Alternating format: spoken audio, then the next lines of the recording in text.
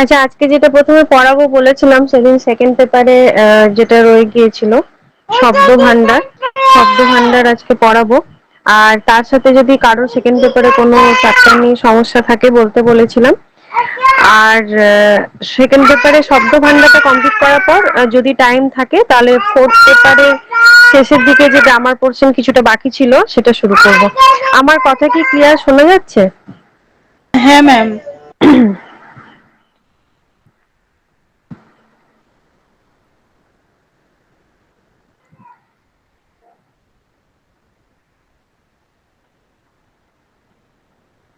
Join করছে সকলে?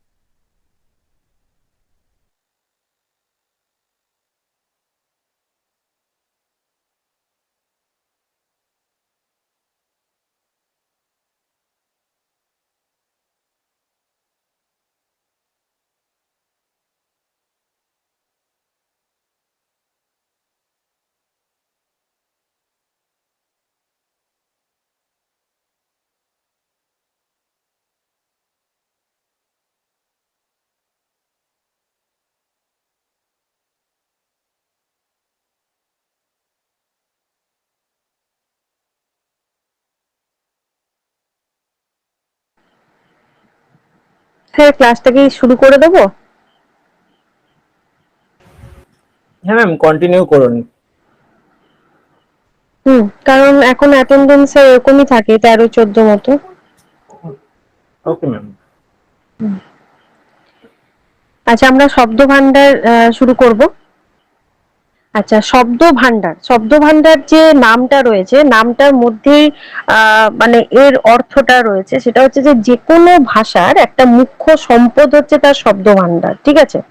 শব্দ ভান্ডার মানে কি, ভাষা মানে কি, একটা ভাষা মানে তো শুধু কতগুলো শব্দ নয়, সেই শব্দগুলো কোথা থেকে এসেছে এবং শব্দগুলো কিভাবে ব্যবহার করা হয়, কোন জায়গায় ব্যবহার করা হয়, এবং সেই শব্দগুলোর মানে কি কি ভাবে তার মানে সাজানো হয়, তার গঠনগত একটা রূপ রয়েছে। ঠিক আছে?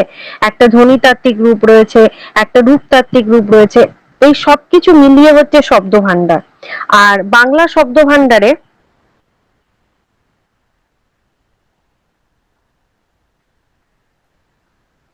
আর বাংলা শব্দ ভান্ডারে এইরকম প্রচুর শব্দ রয়েছে যেগুলো কোনোটা রয়েছে যে বাংলা নিজস্ব ঘরানার বা বাংলার নিজস্ব কিছু রয়েছে, কিছু আগন্তুক রয়েছে, কিছু দেশি বিদেশি রয়েছে যেগুলো আগন্তুকের মধ্যে পড়ছে, যে বিদেশি কিছু রয়েছে। ঠিক আছে?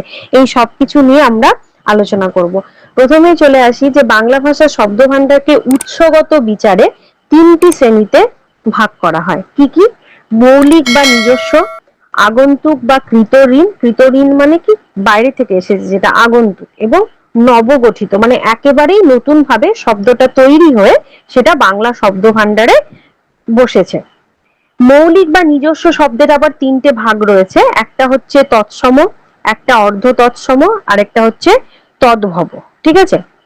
আচ্ছা, মৌলিক ব্যাপারটা কি, মৌলিক কথার মানেটা কি? মৌলিক কথার মানে হচ্ছে যে যেটা একদম ইউনিক এবং নিজস্ব, যেটাকে ভাঙা যায় না। ঠিক আছে? মৌলিক হচ্ছে যেটাকে ভাঙা যায় না বা বিশ্লেষণ করা যায় না। তাহলে সেই মৌলিক বা নিজস্ব যে শব্দগুলো রয়েছে সেগুলোকে তিনটে ক্যাটাগরিতে দিয়েছে, একটা তৎসম, অর্ধ তৎসম এবং তদ্ভব। সম্রাট, ফোন চেক করো বা নেটওয়ার্ক চেক করো। সবার ক্ষেত্রে কি সেম প্রবলেম? না ম্যাম, শোনা যাচ্ছে। সম্রাট, প্রথমেই বলছি, শুরুর প্রথমেই বলছি, তুমি যে রুমে থেকে ক্লাস করো, রুমে নেটওয়ার্কের মেবি ডিস্টার্ব হয়, তুমি অন্য জায়গায় গিয়ে চেক করো। না হলে তোমার ফোনের হচ্ছে কিছু প্রবলেম হতে পারে, কারণ সবাই শুনতে পায়, তুমি শুনতে পাও না। ঠিক আছে? একটু চেক করে নাও। আর আদারওয়াইজ একটা কাজ করো, যদি ইয়ারফোন থাকে, হেডফোন থাকে, তাহলে হেডফোন লাগিয়ে শোনো, তাহলে অনেকখানি শোনা যাবে ঠিকঠাক করে। যদি আওয়াজটা কমও থাকে ফোনে তাহলে শোনা যাবে। আচ্ছা, তাহলে যেটা বলছিলাম যে মৌলিক বা নিজস্ব শব্দের আবার তিনটে ভাগ রয়েছে, বলছি ওই 4 নম্বর একটা তৎসম, একটা অর্ধ তৎসম এবং একটা হচ্ছে তদ্ভব। তৎসম শব্দটা কি বলেছে? তৎসম শব্দের আবার দুটো ভাগ রয়েছে, একটা হচ্ছে সিদ্ধ তৎসম, আরেকটা হচ্ছে অসিদ্ধ তৎসম। আর তদ্ভব শব্দকেও দুই ভাগে ভাগ করা যাচ্ছে, একটা হচ্ছে নিজস্ব তদ্ভব, আরেকটা হচ্ছে বিদেশি বা কৃতঋণ তদ্ভব, দ্রাবিড়, অস্ট্রিক ইত্যাদি। আর আগন্তুক বা কৃতঋণ শব্দ যেগুলো রয়েছে সেগুলো মূলত দুই প্রকার, একটা হচ্ছে দেশি এবং আরেকটা হচ্ছে বিদেশি। এবং দেশি শব্দেরও দুটো ভাগ রয়েছে, একটা হচ্ছে অনার্য, আরেকটা হচ্ছে আর্য। বিদেশি শব্দের মধ্যে আবার বিভিন্ন রকম বিদেশি শব্দ রয়েছে, ইংরেজি রয়েছে, জার্মান রয়েছে, এরকম পর্তুগিজ, ওলন্দাজ, এই সমস্ত শব্দ, ফরাসি। আর নবগঠিত যে শব্দ সেগুলোর মধ্যে আবার দুটো ভাগ রয়েছে, একটা হচ্ছে অবিমিশ্র, মানে যেটা কোনো মিক্সড আপ নয়, একদম পিওর ভাবে নতুন ভাবে তৈরি হয়েছে যে শব্দ, আরেকটা হচ্ছে কিছু মিশ্র বা সংকর শব্দ। ঠিক আছে, এগুলো। এবার প্রথমে আসা যাক মৌলিক শব্দের মধ্যে তৎসম শব্দে। তৎসম শব্দটা কি বলছে? যে সমস্ত শব্দ সংস্কৃত থেকে সরাসরি অবিকৃতভাবে বাংলা ভাষায় প্রবেশ করেছে। মানে সংস্কৃত থেকে তো আমরা তো জানি যে সংস্কৃত থেকে বিভিন্ন স্টেপ বাই স্টেপ, প্রথমে ছিল বৈদিক, মনে করো যে ভাষা বংশের যে একদম প্রথমের দিকে যে আর্য ভাষার যে ইতিহাসটা পড়িয়েছিলাম, সেখানে যখন বলেছিলাম যে প্রথমে হচ্ছে সেই একদম বৈদিক ভাষা, তারপর সেখান থেকে এলো সংস্কৃত, সংস্কৃত থেকে প্রাকৃত, প্রাকৃতর বিভিন্ন রূপ দিয়ে প্রাকৃত, মাগধী, প্রাকৃতর, এরকম বিভিন্ন অপভ্রংশ, বিভিন্ন স্টেপ বাই স্টেপ করে তারপরে হচ্ছে বাংলা ভাষা, এবং বাংলা ভাষা সহ অন্যান্য ভাষার জন্ম হয়েছিল। তাহলে যে সমস্ত বাংলা ভাষার ক্ষেত্রে যে সমস্ত শব্দ সংস্কৃত থেকে সরাসরি বাংলা ভাষায় প্রবেশ করেছে, যার কোনো পরিবর্তন হয়নি, সেগুলোকে বলা হচ্ছে তৎসম শব্দ। তৎ শব্দের অর্থ হলো সংস্কৃত, তৎসম মানে সংস্কৃত সমান যে শব্দ। ঠিক আছে, আচ্ছা, এই সংস্কৃত শব্দগুলো অপরিবর্তিত ভাবে কি হয়েছে, বাংলা শব্দ ভান্ডারে প্রবেশ করেছে। মূল সংস্কৃত শব্দের প্রথম আর একবচনের রূপটি বাংলায় গৃহীত হয়েছে। অবশ্য অনেক ক্ষেত্রে শব্দের শেষস্থ বিসর্গ বা ময় হসন্ত বর্জিত হয়েছে, স্বাভাবিক ব্যাপার। সংস্কৃত শব্দ যদি আমরা দেখি, সেই ক্ষেত্রে কি হয় যে কোনোটাতে হচ্ছে ময় হসন্ত দিয়ে থাকে বা বিসর্গর আমরা প্রয়োগ দেখি। ঠিক আছে, তো সেগুলো শুধুমাত্র বর্জন করে একদম অপরিবর্তিত ভাবে কি হয়েছে না, বাংলা শব্দ ভান্ডারে এসে প্রবেশ করেছে। যেমন কি বলেছে, সংস্কৃত ভান্ডার শব্দ অবিকৃত ব্যবহৃত তৎসম তদ্ভব স্বর, উদাহরণ পিতা মাতা, শিক্ষালয়, আচার্য, শিক্ষক, সকল, পদ, গজ, এগুলো হচ্ছে সব তৎসম শব্দের উদাহরণ। এবার বলেছে তৎসম শব্দকেও আবার দুটো ভাগে ভাগ করা হচ্ছে। তৎসম শব্দকে কি কি দুটো ভাগে ভাগ করা হচ্ছে? একটা হচ্ছে সিদ্ধ তৎসম, আরেকটা হচ্ছে অসিদ্ধ তৎসম। সিদ্ধ তৎসম কি? যে সমস্ত শব্দ বৈদিক ও সংস্কৃত সাহিত্যে পাওয়া যায় এবং যেগুলি ব্যাকরণ সিদ্ধ। ব্যাকরণ সিদ্ধ মানে কি? ব্যাকরণের নিয়মে যে শব্দগুলো তৈরি, মানে সংস্কৃত যে শব্দগুলো তৈরি এবং যেটা বৈদিক এবং সংস্কৃত সাহিত্যে তার অস্তিত্ব রয়েছে, সেই সমস্ত তৎসম শব্দগুলোকে সিদ্ধ তৎসম বলা হয়। যেমন কি সূর্য, সূর্য বৈদিক এবং সংস্কৃত দুটোতেই রয়েছে এবং ব্যাকরণগত সিদ্ধ, ব্যাকরণের নিয়মেই রয়েছে। মিত্র, কৃষ্ণ, নর, লতা ইত্যাদি। এবার এই যে একটু আগে বললাম না যে সংস্কৃত ক্ষেত্রে কি হয়, এই সমস্ত এই যে নরটাকে করে নর না বলে নর, লতা, এই বিসর্গের প্রয়োগ দেখা যায়। তারপরে মিত্রকে মিত্র না বলে মিত্রম, ঠিক আছে, কৃষ্ণম, এই যে মিত্রম, এই যে কথাটা ময় হসন্ত। তো এই কি হয়েছে যে তৎসম শব্দে শুধু একটুখানি চেঞ্জেস হয়ে এসেছে, কি না, এই ময় হসন্ত বা বিসর্গটা, যেটা সংস্কৃত ক্ষেত্রে অনেক জায়গায় ব্যবহার হয়, বেশিরভাগ ক্ষেত্রে ব্যবহার হয়, তো সেগুলো বর্জন করে বাদ বাকি পুরো মানে অপরিবর্তিত ভাবে তৎসম শব্দ রূপে বাংলা শব্দ ভান্ডারে এসেছে।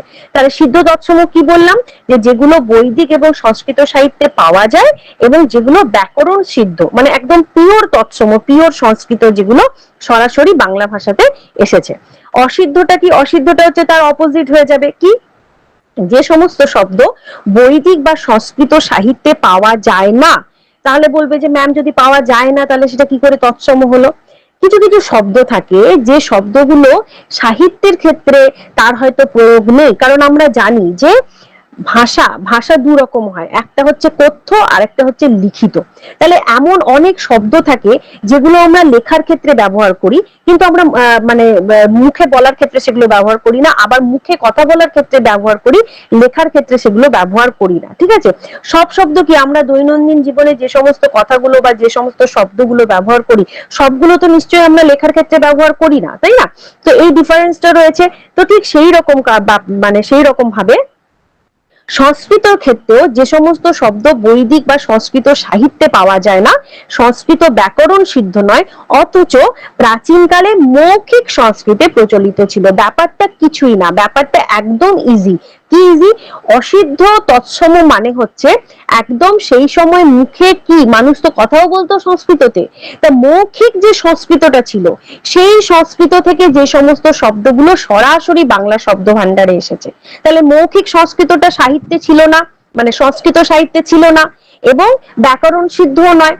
এবং সাহিত্যের ক্ষেত্রে শব্দগুলোকে ব্যবহার করতে হলে তো সেগুলো তো ব্যাকরণ সিদ্ধ হতে হবে, মানে ব্যাকরণগত তো নিয়মের মধ্যেই তো রাখতে হবে না। সেটা কোনগুলো ছিল? সেটা ছিল সিদ্ধ তৎসম। কিন্তু অসিদ্ধ তৎসম যেগুলো, সেগুলো হচ্ছে একদম মানুষ সেই সময় যে সংস্কৃত ভাষাগুলো শব্দগুলো। জয় করবেন। আমার সাউন্ডটা জোরে আছে সম্রাট, প্লিজ রিকোয়েস্ট করছি ভাই, মাঝখানে এরকম করে বললে না খুব প্রবলেম। আমি বলছি শোনো, প্রবলেমটা আমার সাউন্ড ফুল থাকে। আমি যখন একটা ক্লাস নিই তখন তো ভলিউম ফুল আছে কিনা আমি কিন্তু প্রথমেই বলে দিই, দেখবে প্রত্যেকটা ক্লাসে প্রথমে বলে দিই যে আমার আওয়াজ ক্লিয়ার আসছে কিনা। তো তুমি প্লিজ ভাই, তুমি একটু তোমার ফোনটা চেক করো, আদারওয়াইজ তুমি একটু মানে পরে তুমি স্যারের কাছ থেকে রেকর্ডিংটা নিয়ে নিও। বাট মানে রিকোয়েস্ট করছি মাঝখান থেকে প্লিজ কেটো না। কিছু প্রশ্ন থাকলে অবশ্যই করো, কিন্তু এই শোনা যাচ্ছে না, আপনার ফোনটা ঠিক করুন, এগুলো বলো না। তাহলে অসিদ্ধ তৎসম কি বললাম? যে যে সমস্ত শব্দ তাহলে বৈদিক বা সংস্কৃত সাহিত্যে ছিল না, যেগুলো মুখে মুখে প্রচলিত ছিল, সেগুলো কি হয়েছে যখন সরাসরি বাংলা শব্দ ভান্ডারে এসেছে তখন সেগুলোকে আমরা অসিদ্ধ তৎসম বলছি। ঠিক আছে? যেমন কি কি? কৃষাণ, ঘর, চাল, ডাল ইত্যাদি। তাহলে আজকে যখন আমরা মানে এই সমস্ত কথাগুলো তো খুব প্রচলিত কথা না, বাংলার ঘর, চাল, ডাল এগুলো আমাদের রেগুলার ইউজে, বাট আমরা কখনো ভেবেছি যে এগুলো একদম সংস্কৃত শব্দ? কিন্তু সংস্কৃতর কোন কটা ক্যাটাগরির শব্দ না, এগুলো হচ্ছে অসিদ্ধ। মানে সেই সময়ও প্রাচীন কালেও যখন মানুষের মুখের ভাষা সংস্কৃত ছিল তখন এই ঘর, চাল, ডাল ইত্যাদি শব্দগুলো ব্যবহার হতো, এবং যেগুলো অসিদ্ধ ছিল এবং যেগুলো অবিকৃত ভাবে কি হয়েছে না বাংলা শব্দ ভান্ডারে এসেছে, যেই কারণে এইগুলোকে তৎসম শব্দের মধ্যে ফেলা হচ্ছে। তাহলে মৌলিক শব্দের মধ্যে কি হয়ে গেল? প্রথমটা তৎসম শব্দ। তৎসম শব্দের কটা ভাগ বললাম? দুটো ভাগ, একটা হচ্ছে সিদ্ধ আর একটা হচ্ছে অসিদ্ধ। সিদ্ধ মানে একদম মাথায় রাখো যে সংস্কৃত সাহিত্যে যে মানে লেখনির ক্ষেত্রে যে শব্দগুলোকে পাওয়া যায়, যেগুলো ব্যাকরণগত নিয়মের মধ্যে মানে বাঁধা, সেইগুলোকে বলা হচ্ছে সিদ্ধ তৎসম। ঠিক আছে? আর অসিদ্ধ হচ্ছে সেই সময় সংস্কৃত যেগুলো মুখে মুখে প্রচলিত ছিল, যে শব্দগুলো যেগুলো সরাসরি বাংলা ভাষায় বাংলা শব্দ ভান্ডারে এসেছে, সেগুলোকে বলা হচ্ছে অসিদ্ধ তৎসম। হয়ে গেল এটা তৎসম। তাহলে তৎসম মানে হচ্ছে সংস্কৃত সমান, মানে সংস্কৃত থেকে সরাসরি যে শব্দগুলো বাংলা শব্দ ভান্ডারে এসেছে। এবার নেক্সট যাচ্ছি আমরা অর্ধ তৎসম। অর্ধ তৎসম নামটার মধ্যেই রয়েছে, তার মানে পুরোপুরিও তৎসম নয়, মানে পুরোপুরিও সংস্কৃতের মতো নয়, হাফ, অর্ধেক। কিভাবে? যে সমস্ত সংস্কৃত শব্দ প্রাকৃতের পথ অনুসরণ না করে সরাসরি বাংলা ভাষায় প্রবিষ্ট হতে চেয়েছে, অথচ তৎসম শব্দের মতো নিজের অকৃত্রিম রূপটি বজায় রাখতে পারেনি, তাদেরকে সেই বিকৃত রূপকেই অর্ধ তৎসম শব্দ বলে। এবার দেখো, এই যে দেখো যে এইটা একটা মাথায় তোমাদের কৌতূহল হয় না যে আচ্ছা ম্যাম, এই যে প্রাচীন কাল থেকে শব্দগুলো যে বলছেন শব্দ ভান্ডারে আসছে, কিভাবে আসছে? কিভাবে আসছে? এটা তো কোনো পাইপলাইন নেই যে জলের মতো চলে এলো প্রাচীন কাল থেকে। মানুষের মুখের দ্বারা, মানুষের মুখে কথোপকথনের মাধ্যমে, মানুষের দ্বারা, মানে আজকে ভাষা শব্দ সবই তো হচ্ছে আমাদের দ্বারা, তো মানে প্রবাহিত হচ্ছে আমাদের দ্বারাই তো সেটা বয়ে চলেছে, তাই না? মানুষের দ্বারা। তা সেটাই বলছি যে প্রচলিত, মানুষের মুখে মুখে প্রচলিত হয়ে এই শব্দগুলো আজকে বাংলা শব্দ ভান্ডারে এসেছে। ঠিক আছে? তাহলে তৎসম যে শব্দগুলো, সেই শব্দগুলো কি হচ্ছে না প্রাচীন কালে মানুষ যখন কথা বলতো সেখান থেকে আস্তে আস্তে আস্তে আস্তে করে মানে নিয়ম মাফিক বিবর্তিত হতে হতে বাংলা শব্দ ভান্ডারে যখন এসেছে তখন পুরোপুরি একদম সরাসরি এসেছে, কোনো রকম মানে বিকৃত হয়নি, কোনো রকম ভাবে তার কোনো পরিবর্তন হয়নি। কিন্তু অর্ধ তৎসম শব্দগুলোর ক্ষেত্রে কি দেখা যাচ্ছে যে কিছু কিছু সংস্কৃত শব্দ রয়েছে যেগুলো কি করেছে না সংস্কৃত মানে তৎসম শব্দের মতো অবিকৃত থাকতে পারেনি। মাঝপথে কি হয়েছে, মুখে মুখে প্রচলিত হয়ে আস্তে আস্তে মাঝপথে খানিকটা বিকৃত হয়ে গেছে, পুরোপুরি হয়নি, মানে পুরোপুরি বিকৃত হয়নি, খানিকটা বিকৃত হয়েছে, মানে কিছুটা তৎসমের মতো কিছুটা সংস্কৃতের মতো তার মধ্যে রয়েছে রূপ, এবং কিছুটা বিকৃত হয়ে গেছে, এবং সেইভাবে বাংলা শব্দ ভান্ডারে এসে পৌঁছেছে। ঠিক আছে, এই তখন সেই শব্দগুলোকে বলা হচ্ছে অর্ধ তৎসম শব্দ। এবার যেমন কি, যেমন হচ্ছে কৃষ্ণ থেকে কেষ্ট। এবার দেখা গেছে কি যে কৃষ্ণটা সংস্কৃত শব্দ হিসাবে কৃষ্ণটাকে ব্যবহার করা হতো, এবার সেটা মানুষের মুখে প্রচলিত হতে হতে কৃষ্ণ থেকে কেউ বলছে কানাই, পরবর্তীকালে আসবো যে কানাই কিভাবে এলো, কানাই, তারপর আস্তে আস্তে করতে কেষ্ট চলে এলো। তাহলে এটা মানুষের মুখে মুখে প্রচলিত হতে হতে এসেছে, কিন্তু কি হলো না, যেটা সম্পূর্ণরূপে কৃষ্ণ থেকে কৃষ্ণ আসতে পারেনি। যদি কৃষ্ণ থেকে কৃষ্ণ আসতো, বাংলা শব্দ ভান্ডারে কিন্তু কৃষ্ণ আছে, আমরা কৃষ্ণ বলি, আমরা কেষ্ট কম বলি, আমরা কৃষ্ণ বলি, আবার কেষ্টও ব্যবহার করি বাংলাতে, তাই তো, কেষ্ট ঠাকুর বলি। তো যখন আমরা কৃষ্ণ বলবো তাহলে আমাদের মাথায় রাখতে হবে সেটা হচ্ছে তৎসম, সরাসরি সংস্কৃত থেকে এসেছে। যখন আমরা কেষ্ট ঠাকুর বলবো বা কেষ্ট বলবো তখন আমাদের মাথায় রাখতে হবে সেটাও বাংলা শব্দ, কিন্তু সেটা হচ্ছে অর্ধ তৎসম, মানে কি সংস্কৃত থেকে বিকৃত ভাবে, অর্ধ বিকৃত ভাবে বাংলা শব্দ ভান্ডারে এসেছে, তখন সেগুলোকে আমরা বলবো অর্ধ তৎসম শব্দ। ঠিক একই রকম ভাবে বাকি উদাহরণগুলো দেখবে, বৈষ্ণবকে বৈষ্ণব, তৃষ্ণা থেকে তেষ্টা, উচ্ছন্ন থেকে উচ্ছন্ন, শ্রাদ্ধ থেকে ছেড়াদ্দ, নিমন্ত্রণ থেকে নেমন্তন্ন। হ্যাঁ, আর এই যে দেখো যে এই যে শব্দগুলো পরিবর্তন হতে হতে বাংলা শব্দ ভান্ডারে এসেছে, এবং যেটা আমি বারবার বললাম যে মুখে মুখে প্রচলিত হয়ে হয়ে এসেছে, তো এইটার ওপর কিন্তু কোনটা ডিপেন্ড করছে, নির্ভর করছে, সেটা হচ্ছে উপভাষা। এইখানেই হচ্ছে উপভাষাগুলো, কারণ এই যে উপভাষাগুলো কিন্তু এইভাবেই এসেছে। একটা শব্দ কৃষ্ণ, সেটা সংস্কৃতের একটা পিওর শব্দ, সেই শব্দটাই কেষ্ট হিসাবে ব্যবহার করা হচ্ছে, যেটা মূল শব্দ শ্রাদ্ধ, কিন্তু সেটা দেখা যাচ্ছে যে ছেড়াদ্দ হিসাবে ব্যবহার করা হচ্ছে। কিন্তু সবাই যে ছেড়াদ্দ বলে, সবাই যে কেষ্ট বলে তা তো নয়, কিছু সংখ্যক মানুষ পিওর যেটা রয়েছে সেটাকেই বলে শ্রাদ্ধ, কিছুজন বলে ছেড়াদ্দ, কিছুজন বলে যে কৃষ্ণ, কিছুজন বলে কেষ্ট। এই যে যখন ডিফারেন্সটা তৈরি হচ্ছে তখনই হচ্ছে সেখান থেকে উপভাষা। তাহলে মানুষের যে অঞ্চলগত যে পার্থক্যটা, যেটা উপভাষার ক্ষেত্রে আমরা পড়েছি, যে বিভিন্ন অঞ্চল ভেদে মানুষের জীবনযাত্রার যে নিয়মাবলী, তার উপর ভিত্তি করে মানুষের মুখের ভাষা, এবং সেখান থেকেই বাংলা শব্দ ভান্ডার সমৃদ্ধ হয়েছে। ঠিক আছে, তাহলে এই গেল অর্ধ তৎসম। এবার আসছি তদ্ভব। তদ্ভব শব্দটা কি বলেছে, যে সমস্ত শব্দ সংস্কৃত শব্দ ভান্ডার থেকে যাত্রা করে প্রাকৃতের পথে নির্দিষ্ট নিয়মে ধারাবাহিক পরিবর্তনের মধ্য দিয়ে এসে নতুন রূপে বাংলা ভাষায় প্রবেশ লাভ করেছে। কিছুই না, মানে ক্লাসে দুটো স্টুডেন্ট দুজনকেই অঙ্ক করতে দেওয়া হয়েছে, ঠিক আছে, এবং দুজনকে যখন অঙ্ক করতে দেওয়া হয়েছে তখন দেখা যাচ্ছে যে দুজনেই অঙ্কটা ঠিক করেছে।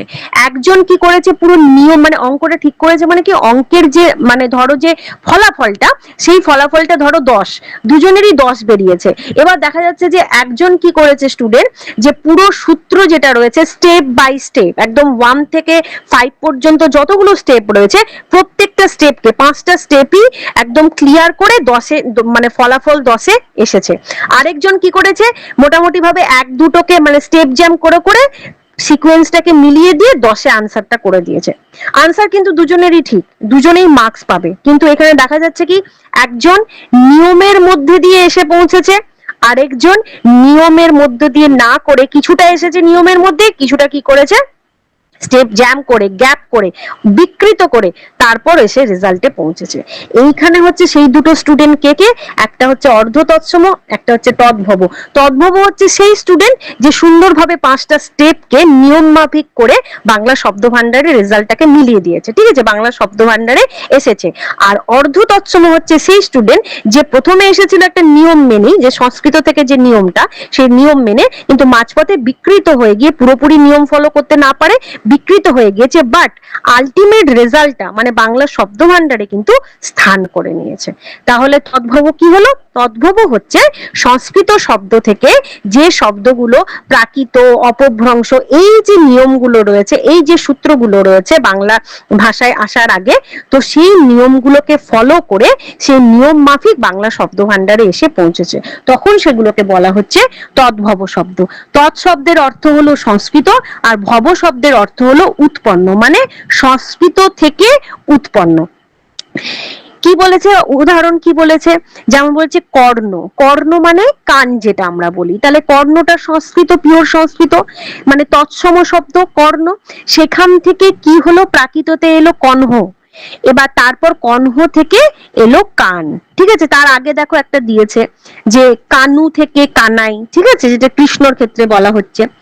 আচ্ছা, চন্দ্র, চন্দ্র থেকে চান্দ, চান্দ থেকে চাঁদ, বধূ থেকে বহু, বহু থেকে বউ, অদ্য থেকে অর্য, অর্য থেকে আজ, মানে যে নিয়মটা, যে সংস্কৃত, আমরা তো ভাষার এতে তো পড়েছি, প্রথমে বৈদিক রূপ, তারপর সংস্কৃত, তারপর প্রাকৃত, এবং প্রাকৃতরই বিভিন্ন ভাগ ছিল, যে মাগধী প্রাকৃত, অপভ্রংশ, সৌর শ্রেণী, ঠিক আছে। তো সেগুলো প্রাকৃতরও ভাগ ছিল, তো সেই প্রাকৃত থেকে তারপর বাংলা ভাষার উৎপত্তি হয়েছে। তো ঠিক এই যে নিয়মটা, সিকোয়েন্সটা, সেটা ফলো করেছে তদ্ভব শব্দ। সেই কারণে বাংলা শব্দ ভান্ডারে এই সমস্ত শব্দগুলোকে, যেটা এই নিয়ম মেনে এসেছে, সেগুলোকে বলা হচ্ছে তদ্ভব শব্দ। তাহলে এই হয়ে গেল মৌলিক শব্দ। মৌলিক শব্দের তিনটে ক্যাটাগরি: তৎসম, অর্ধ তৎসম, তদ্ভব। তৎসম কি? তৎসম হচ্ছে সংস্কৃত থেকে সরাসরি যে শব্দগুলো বাংলা শব্দ ভান্ডারে এসেছে। তার আবার দুটো ভাগ রয়েছে, একটা সিদ্ধ, সিদ্ধ মানে সংস্কৃত সাহিত্যে যে শব্দগুলো ছিল, যেগুলো ব্যাকরণের নিয়মাধীন ছিল, সেগুলোকে বলা হচ্ছে সিদ্ধ। আর অসিদ্ধ কোনগুলোকে বলা হচ্ছে, যেগুলো সংস্কৃতের মুখে মুখে প্রচলিত ছিল প্রাচীনকালে, সেগুলো যখন অবিকৃতভাবে বাংলা শব্দ ভান্ডারে এসেছে, তখন সেগুলোকে বলা হচ্ছে অসিদ্ধ। এরপর কি রয়েছে? অর্ধ তৎসম। অর্ধ তৎসম হচ্ছে সেই সমস্ত শব্দ যেগুলো সংস্কৃত থেকে এসেছে কিন্তু মাঝপথে বিকৃত হয়ে গিয়েছে, তবুও বাংলা শব্দ ভান্ডারে এসে পৌঁছেছে, এগুলোকে বলা হচ্ছে অর্ধ তৎসম। আর তদ্ভব কি? যে সমস্ত শব্দগুলো সংস্কৃত থেকে নিয়ম মেনে সংস্কৃত প্রাকৃত হয়ে বাংলা শব্দ ভান্ডারে এসে স্থান করে নিয়েছে, সেগুলোকে বলা হচ্ছে তদ্ভব শব্দ। এই হয়ে গেল শব্দ ভান্ডারে মৌলিক শব্দ। আচ্ছা, এরপর দেখো তদ্ভব শব্দেরও ভাগ করে দিয়েছে। তদ্ভব শব্দকে দুটো শ্রেণীতে ভাগ করা হয়েছে, একটা হচ্ছে নিজস্ব তদ্ভব, আর একটা হচ্ছে কৃতঋণ তদ্ভব, ঠিক আছে। নিজস্ব তদ্ভব কি বলেছে? যেসব শব্দ যথার্থই বৈদিক বা সংস্কৃতের নিজস্ব শব্দের পরিবর্তনের ফলে এসেছে, সেগুলোকে নিজস্ব তদ্ভব বলা হয়। যেমন ইন্দ্রাগার থেকে ইন্দা আর দিয়ে ইন্দারা, উপাধ্যায় থেকে উপজ ঝাও থেকে ওঝা, এগুলোকে বলা হচ্ছে নিজস্ব তদ্ভব, মানে যেগুলো বৈদিক বা সংস্কৃতের নিজস্ব শব্দ, যেগুলো পরিবর্তনের ফলে এসেছে। আর কৃতঋণটা কি বলেছে? যে সমস্ত শব্দ প্রথমে বৈদিক বা সংস্কৃত ভাষায় ইন্দো ইউরোপীয় বংশের অন্য ভাষা থেকে বা ইন্দো ইউরোপীয় ছাড়া অন্য বংশের ভাষা থেকে কৃতঋণ শব্দ হিসাবে এসেছিল এবং পরে প্রাকৃতের মাধ্যমে পরিবর্তন লাভ করে বাংলায় এসেছে, সেই সমস্ত শব্দকে কৃতঋণ তদ্ভব বা বিদেশি তদ্ভব শব্দ বলে। মানেটা কি হলো? মানেটা হলো যে শাখাটা ছিল ওটা ইন্দো ইউরোপীয় শাখা গোষ্ঠী, সেখান থেকেই তো এসছে আর্য ভাষা, তাই না? ইন্দো ইউরোপীয় শাখা গোষ্ঠী মনে করো যেগুলো যেগুলো ছিল, তো সেই শাখা গোষ্ঠী থেকেই তো এসেছিল আর্য ভাষা। এবার আর্য ভাষার যেগুলো একদম নিজস্ব ভাষা, সংস্কৃত ভাষা হচ্ছে আর্য ভাষা, তো আর্য ভাষার হচ্ছে যেগুলো একদম নিজস্ব ভাষা, যেগুলোকে সংস্কৃত বলা হচ্ছে, সেখান থেকে যে সমস্ত শব্দগুলো মানে পরিবর্তিত হয়ে প্রাকৃতের মধ্য দিয়ে বাংলা শব্দ ভান্ডারে এসেছে, সেগুলোকে বলা হচ্ছে নিজস্ব তদ্ভব, মানে আর্য ভাষা থেকে এসেছে। আর আর্য ভাষাটা তো ইন্দো ইউরোপীয় শাখারই তো একটা অংশ, তাহলে ইন্দো ইউরোপীয় থেকে, মানে ইন্দো ইউরোপীয় ছাড়াও অন্য বংশের যে ভাষাগুলো রয়েছে, সেইগুলো থেকে যখন আর্য ভাষায় কিছু কিছু শব্দ এসেছিল যেগুলো সংস্কৃতে ব্যবহার হতো, বাইরে থেকে যেগুলো এসেছিল সংস্কৃত ভাষায়, সেই সংস্কৃত ভাষার সেই শব্দগুলো যখন পরিবর্তিত হয়ে বাংলা শব্দ ভান্ডারে এসেছে, তখন সেগুলোকে বলা হচ্ছে কৃতঋণ তদ্ভব। দেখো, আজকে আমরা বাংলা শব্দ ভান্ডার নিয়ে আলোচনা করছি, তাই তো? তাহলে প্রত্যেকটা ভাষারই কিন্তু, বাংলার ক্ষেত্রে নয়, প্রত্যেকটা ভাষার, বাংলা, হিন্দি, ইংরেজি, মারাঠি, মালায়ালাম, তেলেগু, ওড়িয়া, প্রত্যেকটা ভাষার শব্দ ভান্ডার তো থাকবেই। শব্দ ভান্ডার মানে কি? ট্রেজারি, যে সেখানেই তো শব্দ সম্পদ যায়। তো এবার সংস্কৃত শব্দ ভান্ডার নিয়ে যদি আমরা পড়াশোনা করতাম তাহলে আমরা বুঝতে পারতাম যে সংস্কৃত শব্দ ভান্ডার নিয়ে যদি আমরা এখন পড়তাম তাহলে সেখানে, অনুসয়া তোমার মনে আনমিউট হয়ে গেছে, একটু মিউট করে দিন প্লিজ। আচ্ছা, এবার সংস্কৃত শব্দ ভান্ডার নিয়ে যদি আমরা পড়তাম তাহলে সেখানে নিশ্চয়ই আমরা এরকম ভাগগুলো পড়তাম যে কোনগুলো মানে সরাসরি আর্য ভাষা বা সংস্কৃতের অংশ, কোনগুলো বাইরে থেকে সংস্কৃত এসেছে বা আর্য ভাষাতে এসেছে। সেম সেম জিনিস, যে যে সমস্ত ভাষাগুলো ইন্দো ইউরোপীয় শাখার ছাড়াও অন্য বংশের ভাষা থেকে এসেছে সংস্কৃততে, এবং সেই সংস্কৃত শব্দগুলো যখন পরিবর্তনের মাধ্যমে বাংলা শব্দ ভান্ডারে প্রবেশ করেছে তখন সেগুলোকে বলা হচ্ছে কৃতঋণ তদ্ভব। ঠিক আছে, যেমন কি বলা হচ্ছে, আচ্ছা দ্রাখমে, দ্রাখমে শব্দটা বলা হচ্ছে, এটা দ্রাখমে শব্দটা হচ্ছে একটা গ্রিক শব্দ। ঠিক আছে, সেটা সংস্কৃততে এলো, সংস্কৃত এসে তার নাম কি হয়ে গেল? দ্রম্য। দ্রম্যটা এবার হচ্ছে সংস্কৃতে আসার পর তারপর তার পরিবর্তন হয়ে গেল প্রাকৃতে, প্রাকৃতে গিয়ে দেখা গেল সেটা হয়ে গেল দম্য। তারপর যখন সেটা বাংলা শব্দ ভান্ডারে প্রবেশ করলো তখন তার নাম হয়ে গেল দাম। তার মানে এটা সরাসরি যদি আজকে যে দাম, আমরা যে মূল্য, যেটা যার আরেকটা সমার্থক শব্দ যেটা দাম বলি, তো সেই দামটার যদি একদম অরিজিন বলা হয় তাহলে দামটা সংস্কৃত শব্দ তো বটেই, কিন্তু তার আগে জানতে হবে যে সংস্কৃত শব্দের মধ্যেও কিন্তু আগন্তুক সংস্কৃত শব্দ। আগন্তুক সংস্কৃত শব্দ মানে কি? যেটা বাইরে থেকে সংস্কৃত শব্দে এসেছে। তাহলে গ্রিক, গ্রিক হচ্ছে দ্রাখমে থেকে এসেছে, সেই দ্রাখমে থেকে সংস্কৃততে যখন এলো তখন তার নামটা হয়ে গেল দ্রম্য। এবার সেই দ্রম্য থেকে যখন পরিবর্তন হয়ে প্রাকৃতে এলো তখন তার হয়ে গেল দম্য। তারপর যখন বাংলায় এলো তখন তার নাম হয়ে গেল দাম। তাহলে এগুলোকে বলা হচ্ছে কৃতঋণ তদ্ভব, মানে যেগুলো বাইরে থেকে এসে পরিবর্তনের মাধ্যমে বাংলা শব্দ ভান্ডারে বসেছে। আচ্ছা, এরপর চলে আসছি, তাহলে তদ্ভব হয়ে গেল। এরপর হচ্ছে আগন্তুক শব্দ। আগন্তুক শব্দ মানে কি? যেগুলো বাইরে থেকে এসেছে। ঠিক আছে, যে সমস্ত শব্দ সংস্কৃতের নিজস্ব উৎস থেকে বা অন্য ভাষা থেকে সংস্কৃত ভাষার পথ অবলম্বন না করে অন্য ভাষা থেকে সরাসরি বাংলায় প্রবিষ্ট হচ্ছে, মানে সংস্কৃতের সঙ্গে কোনো কানেকশন নেই। ঠিক আছে, সেটা মানে কৃতঋণ সংস্কৃত হোক বা নিজস্ব সংস্কৃত হোক, তার সাথে কোনো কানেকশন নেই, যেটা সরাসরি বিদেশি ভাষা যেগুলো বাইরে থেকে এসেছে সেগুলোকে বলা হচ্ছে আগন্তুক শব্দ। সেই শব্দগুলোকে আগন্তুক বা কৃতঋণ শব্দ বলা হয়। এগুলি অন্য ভাষা থেকে সংস্কৃত প্রাকৃত হয়ে বাংলা ভাষায় আসেনি বলে এগুলি হলো কৃতঋণ শব্দ। কৃতঋণ তদ্ভব থেকে এগুলি পৃথক। ঠিক আছে, এই আগন্তুক শব্দের আবার দুটো ক্যাটাগরি রয়েছে, একটা হচ্ছে দেশি আর একটা হচ্ছে বিদেশি। দেশিটা কি বলেছে? যেসব শব্দ ভারতবর্ষেরই অন্য ভাষা থেকে সরাসরি বাংলা ভাষায় প্রবিষ্ট হয়েছে সেই শব্দগুলোকে বলা হয় দেশি শব্দ। মানে কি? যে বাংলার শব্দ ভান্ডারে এসেছে কিন্তু দেশি শব্দ, মানে ভারতবর্ষেরই শব্দ, সেটা হতে পারে উড়িয়া থেকে এসেছে, সেটা হতে পারে হিন্দি থেকে এসেছে, সেটা হতে পারে পাঞ্জাবি থেকে এসেছে, সেটা হতে পারে আরো যে যে মালায়ালাম থেকে এসেছে। ঠিক আছে, যে সমস্ত ভাষা রয়েছে, তো কিন্তু বাট ভারতবর্ষেরই ভাষা, কিন্তু সেগুলো বাংলা শব্দ ভান্ডারে এসেছে এবং বাংলা শব্দ ভান্ডারে ব্যবহার হয়েছে, সেগুলোকে বলা হচ্ছে দেশি শব্দ।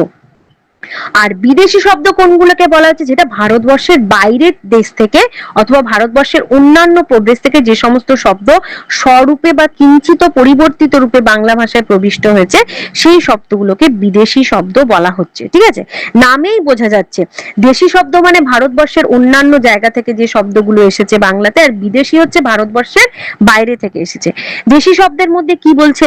অঢেল, কাঁচুমাচু, কুকুর, খোকা, ঠিক আছে, তারপরে ঘোড়া, চিংড়ি, ছানা।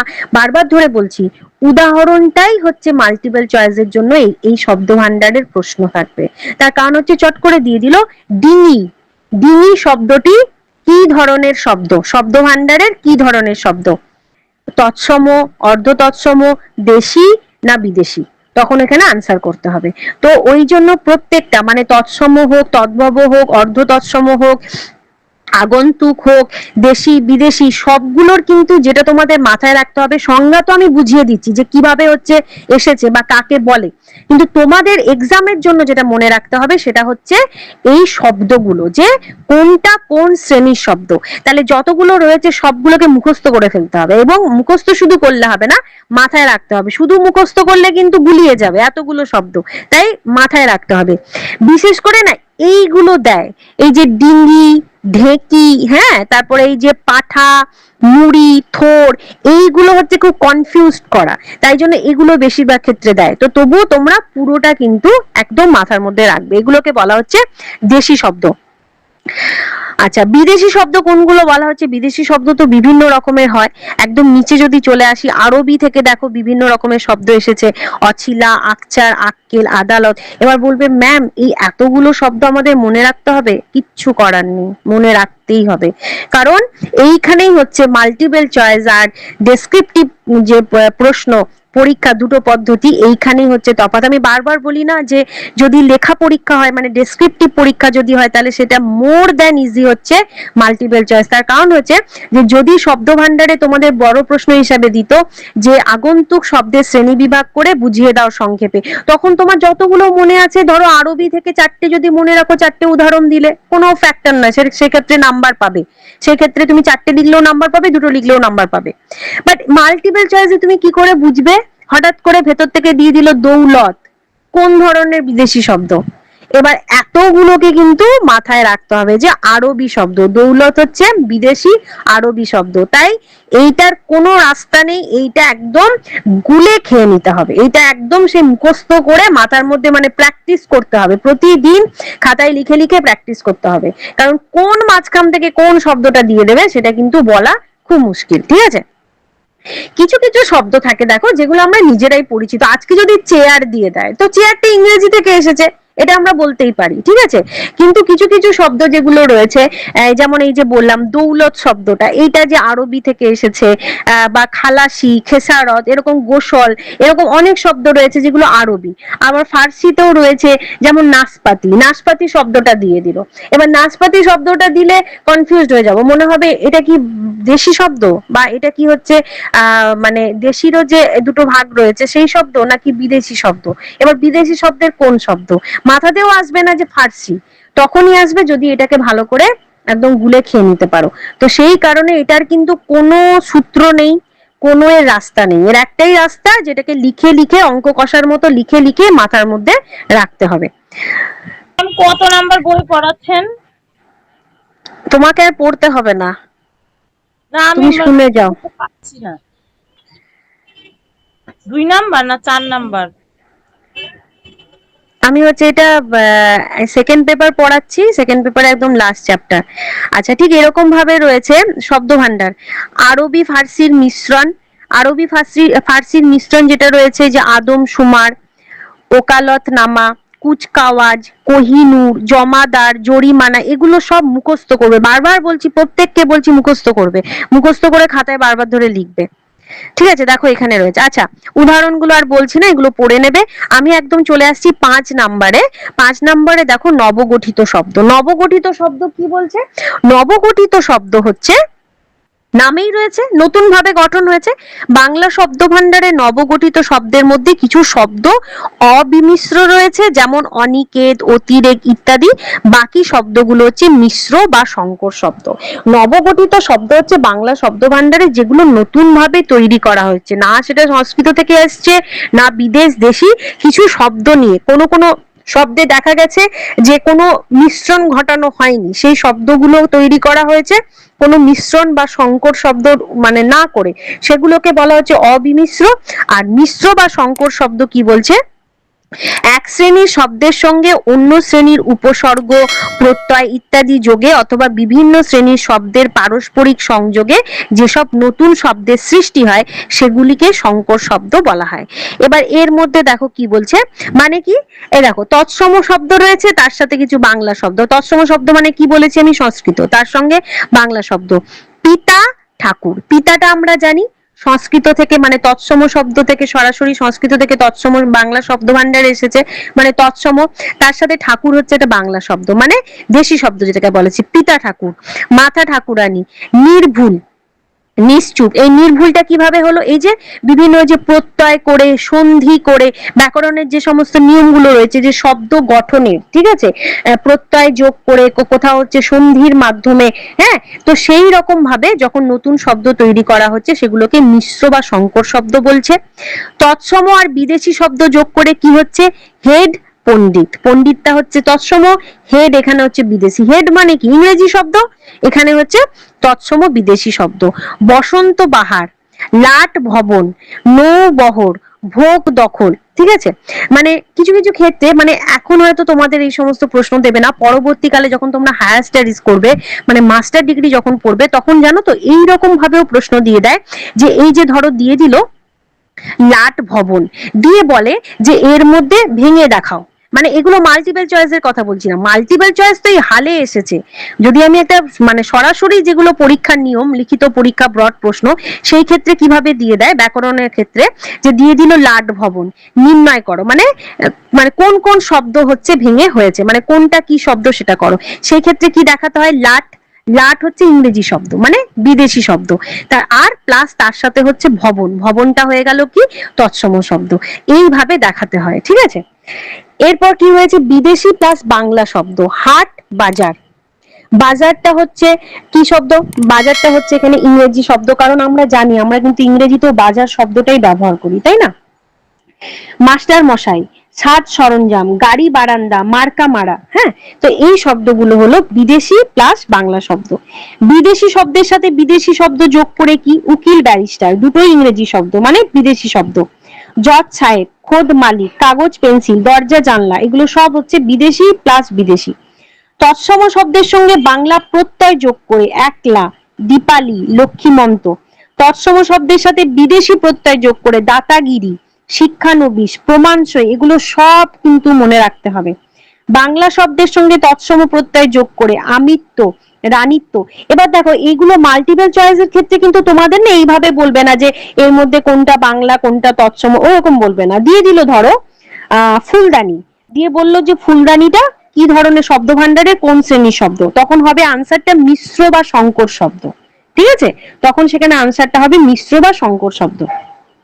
এবার যদি বড় প্রশ্ন হতো তাহলে সেই ক্ষেত্রে তোমাদের লিখে দেখাতে হতো যে কি না, ফুলদানিটা হচ্ছে তোমার বাংলা শব্দ, তার সাথে হচ্ছে বিদেশি প্রত্যয় যোগ করে হয়েছে ফুলদানি।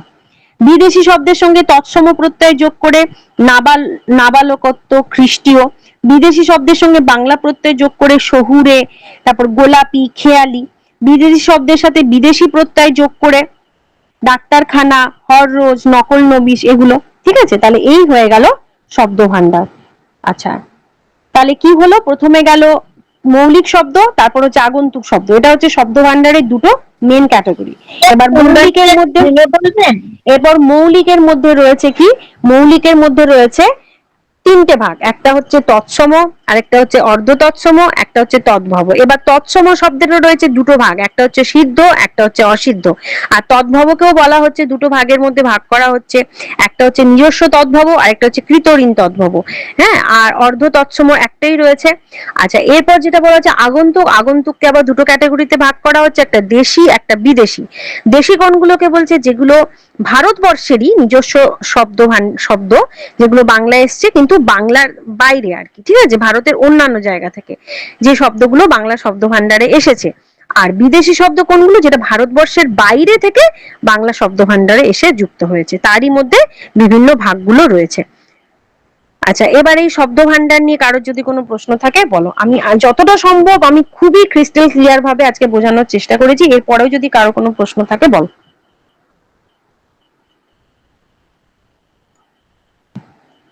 হ্যাঁ রুম্পা বলো, রুম্পা একটা কি বলছিলে বলো।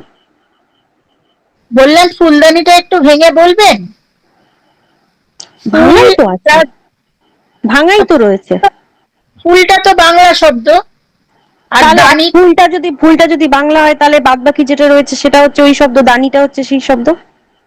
হ্যাঁ সেটা কি? এটা ওটাই বুঝতে পারছি না, ওটা কোথা থেকে আসবে? আবার কোথা থেকে আসবে? কোথায় দেওয়াই তো রয়েছে, বাংলা শব্দ প্লাস বিদেশি প্রত্যয়। হ্যাঁ, বিদেশি দানি, দানিটা হচ্ছে প্রত্যয়, বিদেশি প্রত্যয়। ফুলটা হচ্ছে হ্যাঁ, বাংলা শব্দ। তো হয়ে গেল ফুলদানি। হ্যাঁ, বিদেশি প্রত্যয়, ঠিক হ্যাঁ, আছে। প্রত্যয়গুলো কোনগুলো? যখন আমরা প্রত্যয় পড়লাম দেখলাম না যে প্রত্যয় যেমন অনেক অনেক রকমেরই তো প্রত্যয় হয়, ঠিক আছে? তো প্রত্যয় সন্ধির মতোই আর কি, যে যেগুলো হচ্ছে মানে অনুসর্গ বা উপসর্গের মতো যেগুলো যুক্ত হয়। তো এখানে ফুলটা তো তুমি নিজেই আনসার দিয়ে দিলে যে ফুলটা হচ্ছে বাংলা শব্দ, তাহলে দানিটা হচ্ছে বিদেশি প্রত্যয়, সেটা যোগ হয়ে হয়েছে ফুলদানি। তাহলে বৃক্ষ, আমরা শুধু মানে এখানে শুধু শঙ্কর শব্দ লিখলেই হবে, তাই তো? আর কিছু একদমই তাই, দিয়ে দিল। তোমাদের দেখো, এটা যদি বড় প্রশ্ন হতো সেই জায়গায় কিন্তু প্রশ্নটাকে ওনারা ঘুরিয়ে দিতেন, বলতেন যে ফুলদানি শব্দটি মানে ভেঙে দেখাও, বা ফুলদানি শব্দটি কি কি শব্দের মিশ্রণে তৈরি হয়েছে সেটা বোঝাও, এইরকম ভাবে দিত, ব্যাকরণের যেরকম প্রশ্ন হয় জেনারেলি। কিন্তু মাল্টিপল চয়েসে তো এরকম করে দিতে পারবে না। মাল্টিপল চয়েসে কি দেবে? কোটেশনের মধ্যে দিয়ে দিল ফুলদানি, এটি কোন শ্রেণীর শব্দ, দিয়ে নিচে দিয়ে দিল যে মিশ্র বা সংকর শব্দ, দেশি শব্দ, এই তারপরে তৎসম, অর্ধ তৎসম, এরকম ভাবে দিয়ে দিল। তো সেখান থেকে এর আনসার হবে যে এই ভাগগুলো কোথা থেকে আসছে, মিশ্র বা সংকর শব্দের মধ্যে এগুলো রয়েছে। আর নবগঠিত শব্দের মধ্যে অনিকেত দিয়েছে, অতিরেক দিয়েছে। আর দেখো তোমাদের মানে যখন, যেটা এর আগে একজন বলেছিল ক্লাসে, যে তোমাদের যারা ক্লাস নিচ্ছেন নেতাজি, তারা নিজেরাই বলে দিয়েছেন যে যা বইতে আছে বইয়ের মধ্যে থেকেই আসবে, সো ডোন্ট ওয়ারি, মানে বইয়ের যেগুলো রয়েছে সেগুলোই পড়ো। এই উদাহরণগুলোই ওনারা দেবেন যখন, তাহলে টেনশন করার কিছু নেই। আর সেই কারণে তো আমি ব্যাকরণ ওই জন্য তো বাইরে থেকে ধরি না। ব্যাকরণ আমি জবে থেকে এই পোর্শন গুলো পড়াচ্ছি, সেকেন্ড পেপার, ফোর্থ পেপার, আমি একদম স্টাডি মেটেরিয়াল ধরেই পড়াচ্ছি। তার কারণ হচ্ছে যে এগুলো বাইরে থেকে তো প্রশ্ন দেওয়ার তো প্রয়োজন পড়ে না, কারণ এইখানে প্রশ্ন যখন বানাবে, আমিও যদি বানাই নেতাজির হয়ে, তাহলে আমি এইগুলোই দেবো। এগুলো আলাদা করে তো বাইরে থেকে দেওয়ার নেই। হ্যাঁ, কিন্তু কোনগুলো আমরা বাইরে থেকে হেল্প নিয়ে পড়ি, ফার্স্ট পেপার এবং থার্ড পেপার, তার কারণ রয়েছে যে সেগুলোতে একজন লেখকের অজস্র লেখা রয়েছে।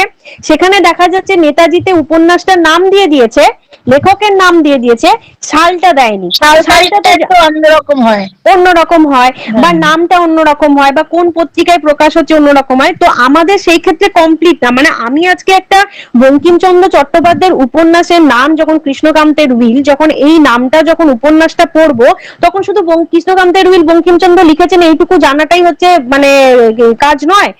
কত সালে লিখেছেন, কত সালে লিখেছেন, কত সালে প্রকাশিত হয়েছে, কোন পত্রিকায় প্রকাশিত হয়েছে, এই সমগ্র জিনিসটা কোন বিষয়ের উপর লেখা হয়েছে পুরোটা জানা উচিত, তবেই সেটা হয় পারফেক্ট স্টাডি। এবং সেই জায়গায় কালকে মানে যদি কোনো কেউ প্রশ্ন করে কোন সালে প্রকাশিত হয়েছে, আমি কি আনসার দেবো যে নেতাজি স্টাডি মেটেরিয়ালে সাল দেওয়া নেই? সেটা বোকার মতো প্রশ্ন হয়ে যাবে, ঠিক আছে? তো সেই কারণে সেগুলো আমরা বাইরের রেফারেন্স বইয়ের হেল্প নিই। বাট ব্যাকরণের ক্ষেত্রে এই অংশগুলো, এই জন্য আমি মানে ফ্রম দা বিগিনিং একমাত্র ভাষা বংশটা বোঝানোর ক্ষেত্রে আমি বাইরে থেকে নিয়ে এসেছিলাম। কারণ দেখো, তোমরা নিজেরাই আজকে বলো, আজকে ধরো এই সেকেন্ড পেপারটা শেষ হলো, এই যে আজকে এগুলো পড়াচ্ছি, আজকে আমি তোমাদের ভাষা বংশটা প্রথমে অনেকগুলো ক্লাস নিয়েছিলাম। সেই ডিটেলসটা তোমাদের প্রথম দিকে সেই ডিটেলসে ক্লাসগুলো নিয়েছিলাম বলেই কিন্তু আজকে অনেক জিনিস তোমাদের ধরে নিতে অসুবিধা হয় না। আজকে ভাষা বংশ খুঁটিয়ে খুঁটিয়ে তোমাদের ইন্দো ইউরোপীয়, ইরানীয় বা যে সমস্ত ভাষা বংশ রয়েছে, তোমাদের মনে 4-5টা ক্লাস মনে হয় এক একটা চ্যাপ্টারের উপর নিয়েছিলাম।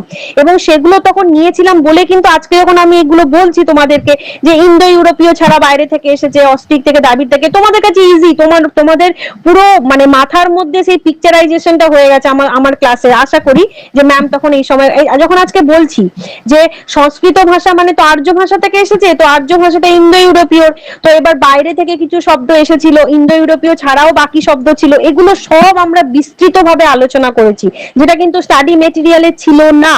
এবং দেখো, সেইখানে কিন্তু স্টাডি মেটেরিয়াল শুধু ফলো না করে বাইরের বই থেকে মানে রেফারেন্স থেকে আমরা সমগ্রটা পারফেক্ট ভাবে আলোচনা করেছি বলেই কিন্তু আজকে এইগুলো ধরতে অসুবিধা হচ্ছে না।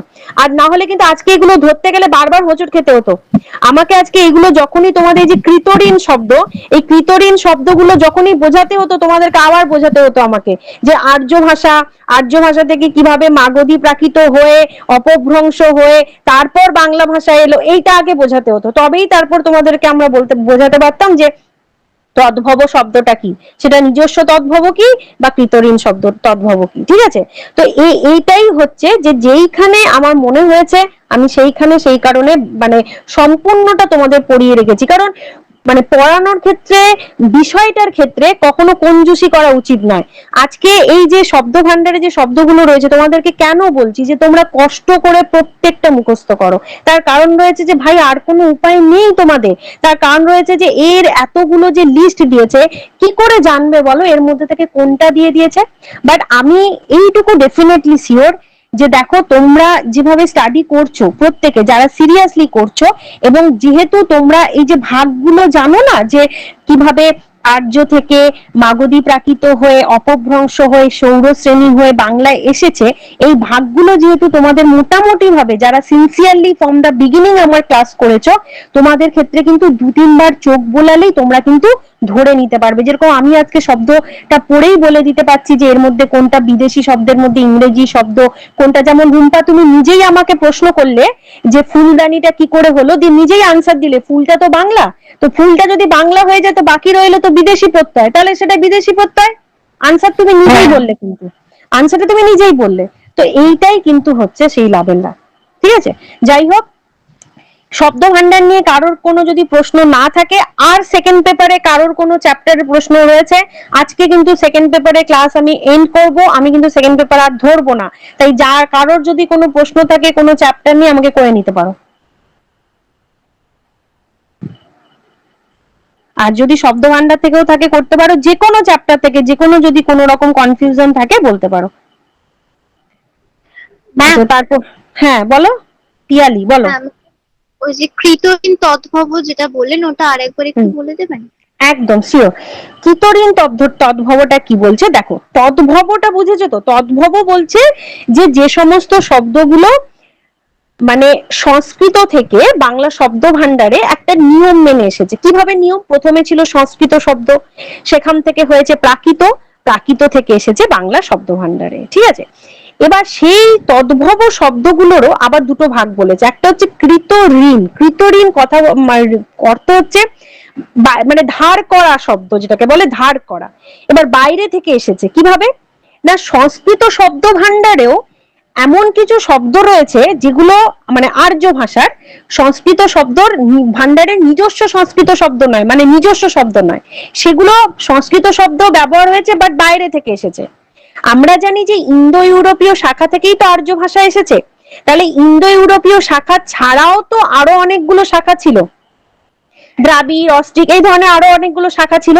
তাহলে সেই সমস্ত শাখা থেকে ইন্দো ইউরোপীয় ছাড়া আর যে সমস্ত শাখা ছিল সেইখান থেকে কিছু শব্দ সংস্কৃত শব্দ ভান্ডারে এসেছিল, এবং সংস্কৃত শব্দ ভান্ডারে এসে সংস্কৃত শব্দরূপে ব্যবহার হচ্ছিল। এবার সেই সমস্ত পার্টিকুলার শব্দ আবার কি হয়েছে, পরিবর্তন হয়ে প্রাকৃতর মধ্য দিয়ে বাংলা শব্দ ভান্ডারে বসেছে। তখনই সেগুলোকে বলা হচ্ছে কৃতঋণ তদ্ভব। কৃতঋণ তদ্ভব মানে কি, সেগুলো সরাসরি সংস্কৃত শব্দ নয়, আগন্তুক সংস্কৃত শব্দ, মানে বাইরে থেকে সংস্কৃত শব্দ এসেছে, আবার সেটা কি হয়েছে পরিবর্তন হয়ে বাংলাতে এসেছে। যেমন তোমাদের উদাহরণটা দিয়ে বললাম দাম।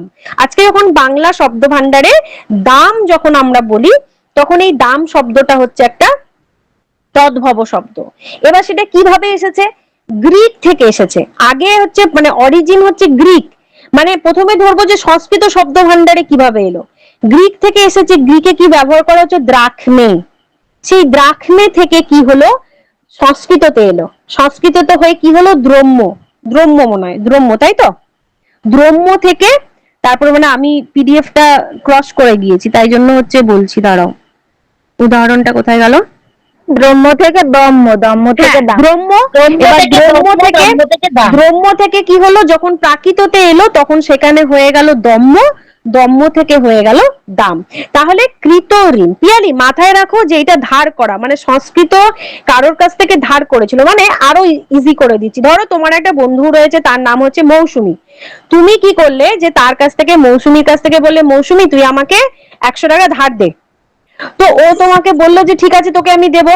এবার মৌসুমী দিচ্ছে, আমার কাছে তো 100 টাকা নেই, মৌসুমী তখন ধরো রুম্পার কাছ থেকে 100 টাকা নিল, তারপর সেই 100 টাকাটা তোমাকে দিল।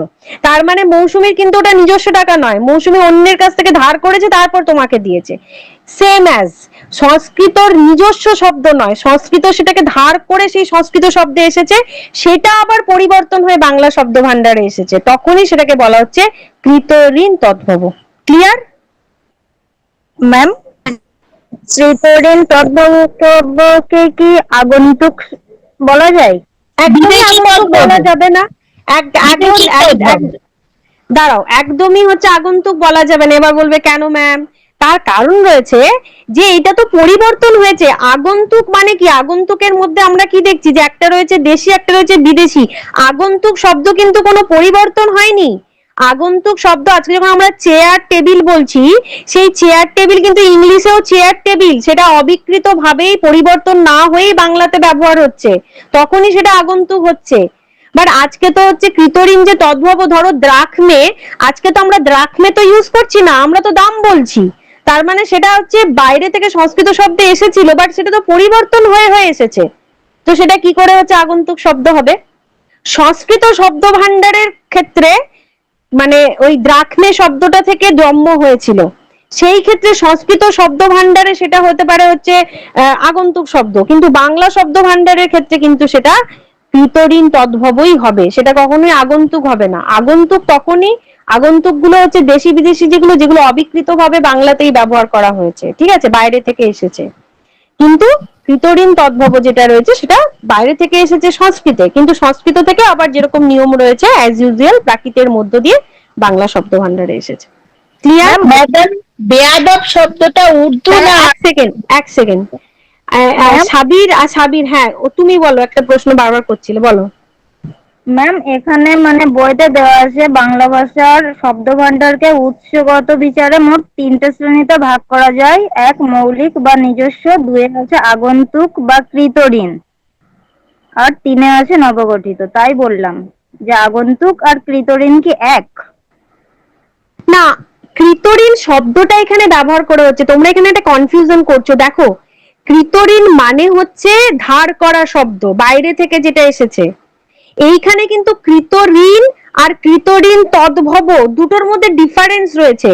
তদ্ভব শব্দটার মধ্যে যে সমস্ত শব্দ বাইরে থেকে এসেছে সেগুলোকে বোঝানোর জন্য কৃতঋণ শব্দটা ইউজ করা হয়েছে, বাট কৃতঋণ তদ্ভব মানে কিন্তু আগন্তুক নয়, ঠিক আছে? আগন্তুক শব্দ আলাদা, আগন্তুক হচ্ছে দুটো ক্যাটাগরির মধ্যে পড়ছে। দেখো তোমাদের এখানেই কিন্তু এক জায়গায় দেওয়া রয়েছে যে, এক সেকেন্ড, এই আগন্তুক, আচ্ছা কোথায় গেল যে এগুলি কৃতঋণ তদ্ভব থেকে এগুলি পৃথক, ঠিক আছে? কৃতঋণ তদ্ভব থেকে এগুলি পৃথক। দেখো, আচ্ছা একটু মিউট করো সকলে, আরেকবার বলে দিচ্ছি, বোঝো এই জায়গাটা, এটা কিন্তু খুব গন্ডগোল টাইপের কনফিউশন, মানে যারা পাকিয়েছে মাথার মধ্যে। দেখো, 3টে ভাগে ভাগ করা হয়েছে। এইখানে যখন বলা হচ্ছে মৌলিক শব্দ, তারপরে বলা হচ্ছে আগন্তুক শব্দ, তারপরে বলা হচ্ছে নবগঠিত শব্দ। এবার আগন্তুক শব্দের আরেকটা সমার্থক শব্দ হিসাবে সেখানে কৃতঋণ কথাটাকে যোগ করা হয়েছে। আর এই যে কৃতঋণ তদ্ভব, এইখানে দেখো তদ্ভব শব্দকে যখন দুটো ভাগে ভাগ করা হচ্ছে, যে তদ্ভব শব্দ কিন্তু মৌলিক শব্দের আন্ডারে, সেই তদ্ভব শব্দকে যখন দুটো ভাগে ভাগ করা হচ্ছে, তো সেটাকে তো বোঝাতে হবে যে একটা হচ্ছে নিজস্ব, নিজস্ব কথাটা এক জায়গায় প্রয়োগ করেছে কি বোঝানোর জন্য, যে যেটা নিজস্ব সংস্কৃতের শব্দ সেইখান থেকে যখন বাংলায় এসেছে, তাই নিজস্ব তদ্ভব। এবার কিছু আবার তদ্ভব শব্দ রয়েছে যেটা বললাম, যেটা মানে বাইরে থেকে সংস্কৃতে এসেছে তারপর প্রাকৃতের মধ্য দিয়ে বাংলায় এসেছে, তো সেগুলোকে বোঝানোর জন্য তো একটা শব্দ দিতে হবে, নাম দিতে হবে, সেইখানেই নামটা দিয়েছে কৃতঋণ। তাই জন্য কৃতঋণ তদ্ভব আর আগন্তুক কৃতঋণ আলাদা ক্যাটাগরি, বুঝতে পেরেছো? হ্যাঁ ম্যাম। আচ্ছা অনিতা কি বলছিলে? না, ওটাই বলছিলাম যে পৃথক তদ্ভব শব্দ, কৃতঋণ তদ্ভব শব্দ আর কৃতঋণ হচ্ছে জাস্ট দ্য ওয়ার্ড, মানে যেটা হচ্ছে ইউজ করা হয়েছে বোঝানোর জন্য। হ্যাঁ একদম। আর আর রূপা কি বলছিলে?